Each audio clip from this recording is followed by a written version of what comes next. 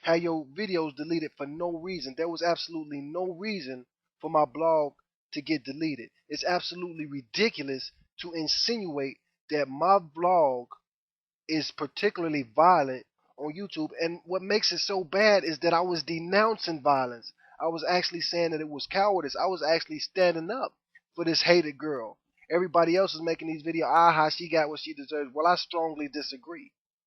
No woman deserves to get jumped by 3 men. I don't think it's funny. I don't think a teenage girl should get punched in the face by a police officer.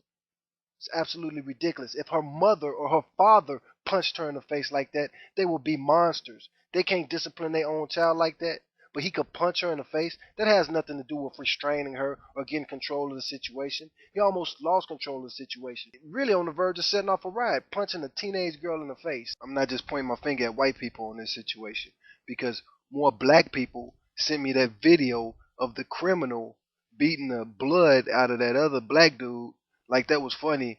The quote unquote epic beard man beating the hell out of that little dude Michael. It's crazy to me how so many black people just found that funny, man. This dude was beaten bloody and he didn't even start the fight.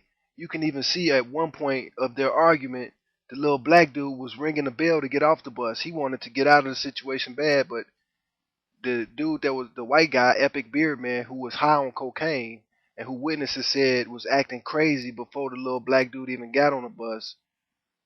You mean to tell me if that would have been a reverse situation and it would have been a big black dude beating the hell out of a little white dude that was 17 years younger than him, that everybody would have found it so funny if it was uh, a little white guy that was busted up and bloody like that? Really? You expect me to believe that? I don't believe it. And what about this girl? If that was a black cop punching a 17-year-old white girl in the face, you think the whole internet would be clapping their hands and talking about, oh, she deserved it? Absolutely not. Maybe a handful of y'all would, but I guarantee you the majority of you guys would not be happy, just like this scene on the left screen right here with the officer and the white lady. Everybody went nuts and went defending her, and it was the exact same charge plus more charges, and the white lady was a grown woman. On the other hand, on the right side of the screen, you got this black girl getting punched in the face by the cops, and all these people, especially black people, are talking about, oh, she deserved it, she deserved it. If you actually watch that tape, you'll see that she pushed him. As soon as she saw the officer get mad, she's backing off of him.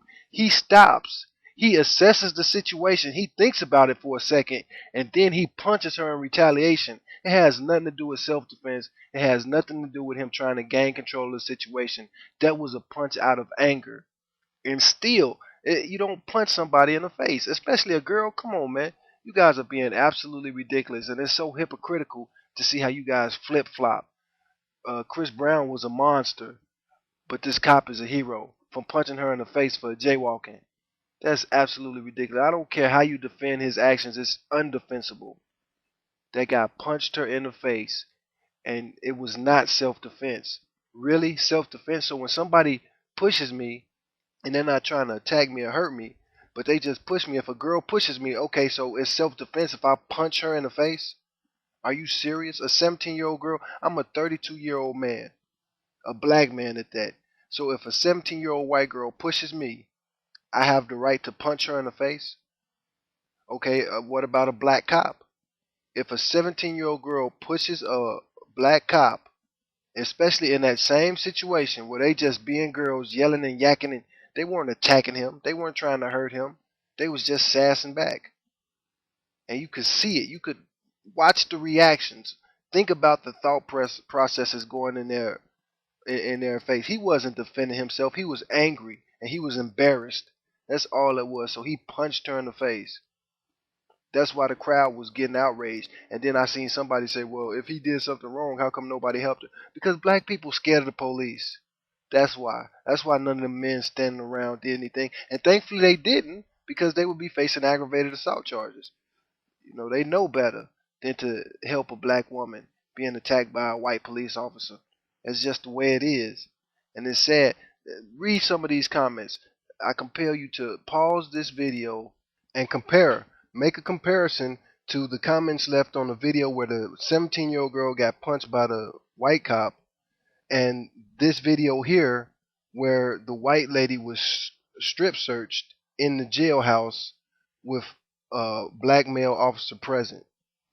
And he wasn't by himself. There were females there. There were females that were conducting the search, and there was a camera there. Now, personally, I think it was wrong, both situations. I think they were both wrong. But my main thing is look at the comments left on the video where the white girl was victimized by the officers compared to where the black girl was victimized by the officers. And even to this day, the incident with the white lady happened over 2 years ago. Well, about 2 years ago. And every single day, people are commenting there, talk about how those cops should be shot and they should have their balls cut off. And if that was my wife, I'd be in jail. And the angry comments, they're attacking the police officers in this video where they were searching this white lady, and they're attacking the black girl in the video where she gets punched. It was the exact same charge, disorderly conduct. Well, actually, uh, disorderly conduct versus jaywalking. And I could understand him punching her if it was a real situation, if he was actually defending himself. But that's ridiculous. That has nothing to do with self-defense. And the way that YouTube is reacting to this, the community, all these comments that I'm reading, is absolutely ridiculous. But that is nothing. That is nothing. The tip of the iceberg. What makes me so upset.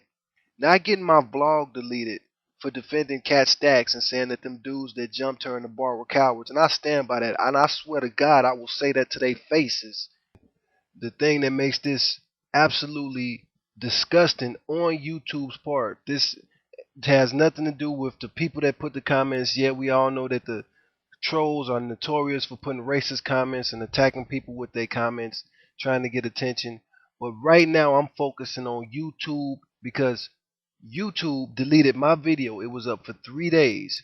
And YouTube is going to say that my video was too violent for YouTube, which is absolutely ridiculous. While they took my video down after 3 days, for the final part of this series, I'm going to show you how YouTube there is providing hosting and bandwidth for racists. And not just any old racist, but the most disgusting and vile racist that I've ever seen.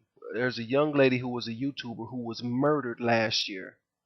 And YouTube is allowing people to take her videos off of YouTube, remix them, and make the most disgusting racist videos. They're using this dead girl's videos to make racist videos. And not only has these videos been reported by me, but I know other people that are reporting them. And when my mother tried to report this racist video as well, when she tried to flag this video, YouTube would not allow her. And I'm going to prove that with my final video.